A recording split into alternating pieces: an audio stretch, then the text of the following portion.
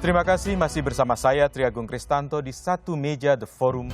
Dan telah bergabung di Satu Meja The Forum malam ini Wakil Gubernur Jawa Timur Emil Dardak. Selamat malam Mas Emil.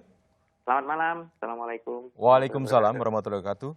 Mas Emil, Presiden sudah menetapkan kedaruratan kesehatan dan kemudian memilih pembatasan sosial berskala besar sebagai satu upaya untuk menahan laju penyebaran virus corona baru. Nah, bagaimana apa yang dilakukan oleh Jawa Timur menyikapi keputusan pemerintah pusat ini, Mas Emil? Baik, pertama perlu kami sampaikan bahwa ada arahan untuk kemudian merestrukturisasi gugus tugas penanganan COVID-19 di setiap daerah, termasuk Jawa Timur. Komandan langsung dipegang oleh Gubernur Jawa Timur dan sebagai wakil kami sekaligus komandan wilayah. Di antaranya juga Panglima TNI, Panglima Kodam TNI, Pangdam, dan juga Kapolda, dan seluruh komando kewilayahan yang ada di Jawa Timur, Kajati.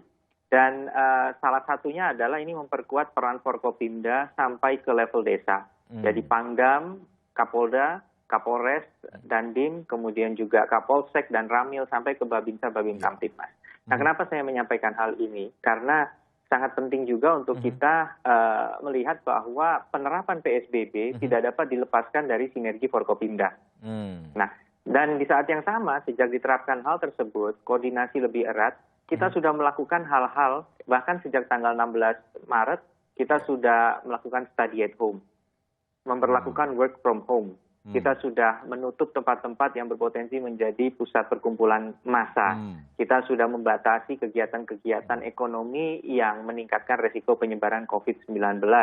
Mobilitas bahkan in and out dari wilayah ini juga ada dilakukan screening. Jadi pembatasan sosial sudah dilakukan ya di Jawa Timur? Kenyataannya sebenarnya sudah berjalan. Tetapi kami besok jam 10 di Polda akan melakukan video conference Ibu Gubernur dengan Bapak Kapolda dan Pangdam dengan seluruh Bupati Wali Kota untuk memastikan ulang bagaimana penerapan PSBB. Perlu dilihat juga kan bahwa Jawa Timur ini ada Surabaya, ada juga di selatan masih ada Pacitan, Trenggalek, masih ada Banyuwangi, masih ada Sumeneb dengan luas yang kurang lebih 48.000 km persegi ini tentunya punya kekhususan masing-masing. Jadi kami meyakini pelaksanaan PSBB ini bukan top down, tetapi juga yang paling penting komander di lapangan ini adalah Bupati Wali Kota setempat.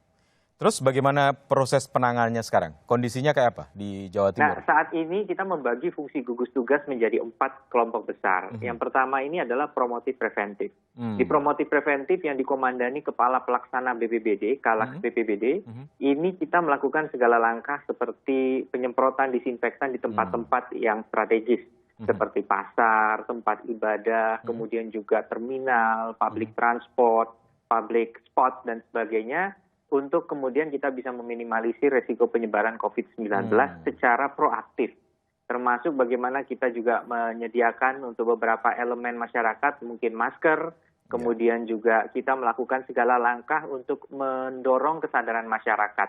Bahkan mobil-mobil Kapolsek itu keliling, di Polsek itu keliling bersama dengan Dan Ramil untuk memastikan masyarakat aware bagaimana situasi COVID ini memerlukan physical distancing. Jadi penerapan physical distancing sudah dilakukan.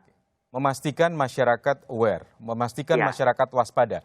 Ada 2 level, aware dan abide.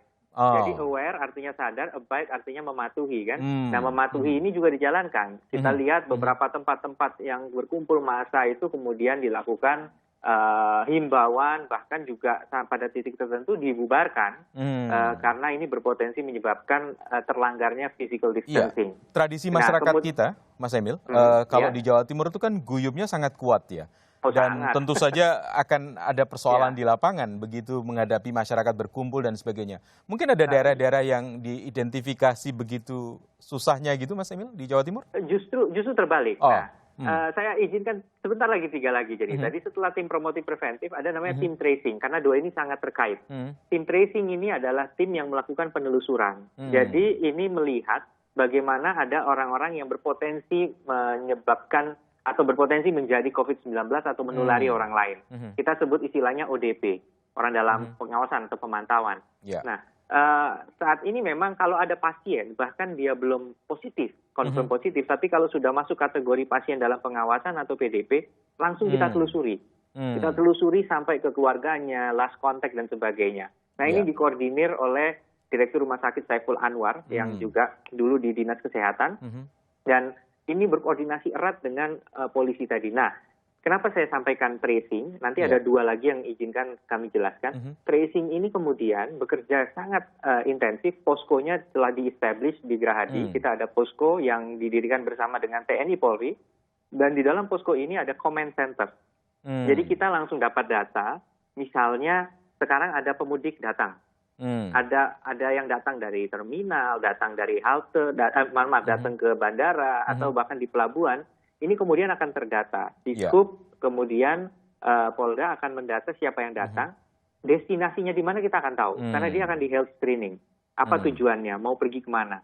Begitu dia jalan, konektivitas ke titik terakhir, kita langsung menghubungi jejaring yang ada di kabupaten kota setempat. Bahwa ini yang akan datang. Kita akan lakukan cross-check. Benar nggak yang berangkat 5, yang nyampe 5 atau bukan? Nah, sikap guyup tadi, Mas, yang bisa membantu. Kembali ke sikap guyup tadi, ini sangat lancar dilaksanakan. Contoh balai desa. Balai desa, kepala desa, ternyata mereka sudah melakukan zona tertib physical distancing. Mereka melakukan dalam tanda kutip semacam isolasi wilayah, membatasi mobilitas, bahkan jalan-jalan tertentu mereka kontrol gate system, gerbang, sehingga justru kesadaran ini juga bottom up. Tapi ada kesadaran yang menurut kami juga agak berlebihan. Mohon maaf kenapa saya gunakan istilah berlebihan. Pada titik tertentu misalnya ada jenazah yang ingin dimakamkan. Nah sebenarnya sudah ada prosedur sesuai standar WHO untuk memastikan pemulasaraan jenazah ini dilakukan dengan cara yang menjaga keamanan. Namun kita masih melihat ada orang menolak. Kami juga mendengar ada pasien yang sudah 2 kali konversi negatif. Artinya 2 kali berturut-turut di tes swab, itu kemudian hasilnya negatif. Itu sebenarnya artinya sudah ada alasan untuk mengatakan bahwa dia free, tidak ada COVID-19. Karena tesnya menggunakan swab PCR ya.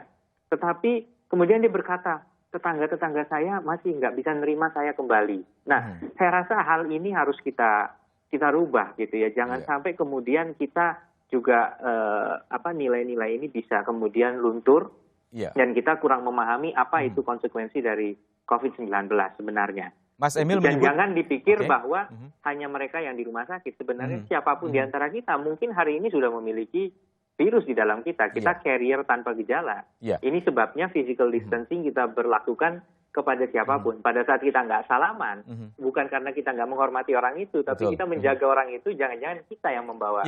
Mas Emil menyebut tadi ada swab yang sudah dijalankan di Jawa Timur. Bagaimana hasilnya? Karena Jawa Timur menurut data adalah termasuk 4 daerah yang warga yang terpapar corona ini juga sangat besar.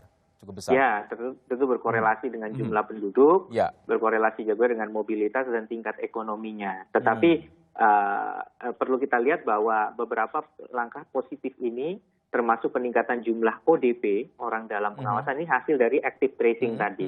Kita melakukan rapid test, 18.000 unit sudah kita bagikan kepada semua kabupaten kota, kepada Dinkesnya, kepada 75 rumah sakit rujukan. Waktu itu masih 40-an rumah sakit rujukan.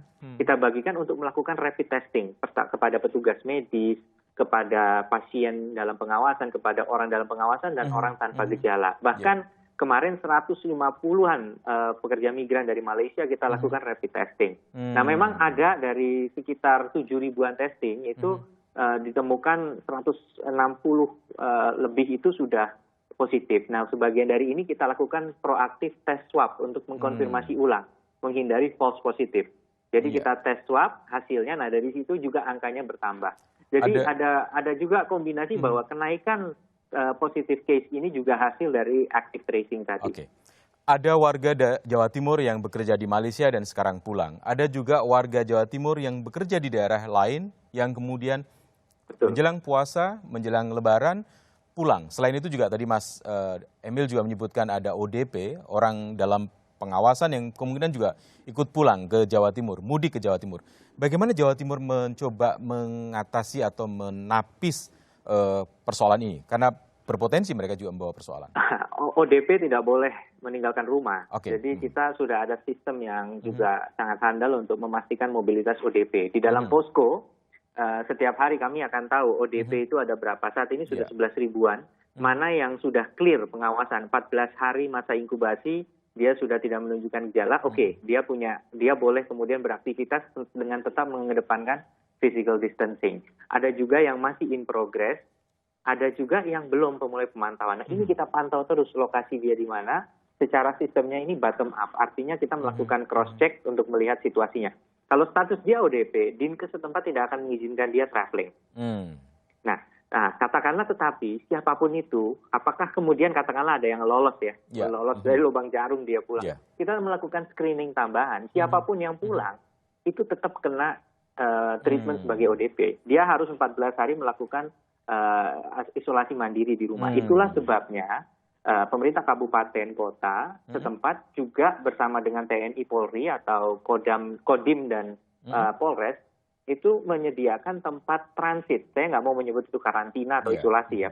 Katakanlah rumahnya itu tidak kondusif untuk melakukan isolasi mandiri, maka ada tempat yang disediakan dengan tentunya kondisinya akan terjaga di sana, tempat tidur dan physical distancing satu sama lain juga dijaga. Jangan sampai di tempat transit dikumpulkan malah disitulah dia tertular dari orang lain. Sudah ada datanya Mas? Berapa banyak warga Jawa Timur yang dari berbagai daerah yang kemudian kembali ke Jawa Timur saat ini?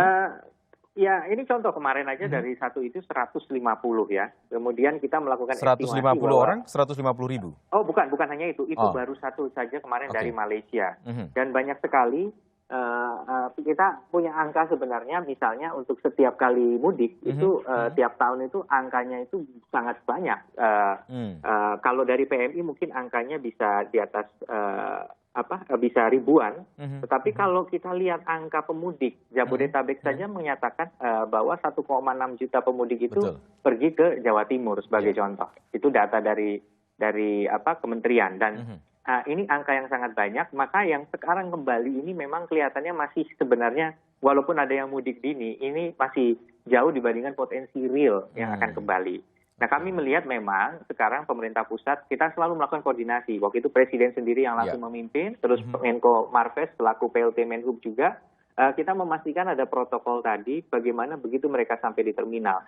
Kami tentunya melakukan agregasi berapa yang masuk, tetapi angkanya sampai saat ini itu jauh lah dari angka yang kemudian potensi itu kalau benar-benar semua mudik. Ya. Baik, kemungkinan untuk meminta PSBB di Jawa Timur mungkin? Ini salah satu agenda yang kita akan bahas besok. Besok pagi ya? Karena sebenarnya Bupati Wali Kota dapat mengajukan langsung ke Menteri Kesehatan. Betul. Tetapi kami tentunya melihat bahwa koordinasi dengan provinsi sangat penting. Kenapa begitu? Karena provinsi tentunya yang akan memastikan koordinasi dengan Kapolda, dengan Pangdam, dengan seluruh elemen ini berjalan dengan baik sampai ke bawah. Karena tentunya mobilitas lintas daerah ini menjadi penting. Kami mencermati yang dilakukan di Jakarta. Kendaraan pribadi, ada pembatasan transportasi umum, bis tidak boleh diisi penuh. Tapi kami dapat data pemudik ya. Kami dapat data-data pemudik, contohnya saya ambil contoh Monijin misalnya. Kami dapat data pemudik yang dari terminal dari Jakarta. Ini ada data yang di-share ke kami tiap hari. Ini karena dari Polda Metro Jaya, ini kami berterima kasih memberikan data dari terminal. Misalnya pada Minggu 5 April 2020 jam 7 sampai jam 2, ini ada bis yang menuju ke Surabaya, ya dari perusahaan inisial P. Ya ini 30 orang aja isinya. Padahal kita tahu kapasitasnya sangat banyak. Ada yang ke Sumeneb isinya cuma 2 orang. Ada yang ke Sumeneb isinya ada yang 32 orang, ada yang cuma 7 orang. Ke Blitar cuma 1 orang. Jadi ini contoh bahwa walaupun kelihatan wave ini banyak, tapi ini memang sangat di bawah dari kapasitas realnya.